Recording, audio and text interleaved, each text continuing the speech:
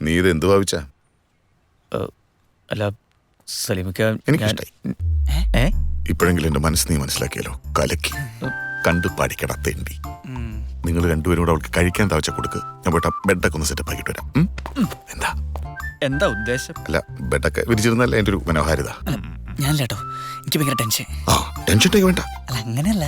അതെ, രണ്ടുപേരും കൂടെ നോക്കി. നിങ്ങൾ ഉദ്ദേശിക്കുന്ന പോലത്തെ ഒരു കുട്ടിയല്ല അത്. അതിന് കുട്ടിയാണെന്ന് ആരാ പറഞ്ഞു? ഒരു കയറ്റി വെച്ചാണല്ലോ.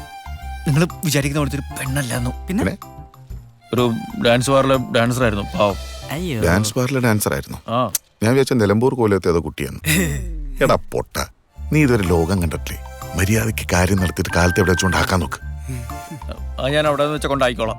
തൽക്കാലം നിങ്ങൾ ഡ്യൂട്ടിക്ക് പോകാൻ നോക്കും. ഞാൻ ഡ്യൂട്ടിക്ക് പോകത്താണെന്ന് എന്റെ കുഴപ്പം. എന്റെ സലീമിക്ക, അത് അവളൊരു വല്ലാത്ത സിറ്റുവേഷൻ. അടങ്ങ്, ഞാൻ പറയാം.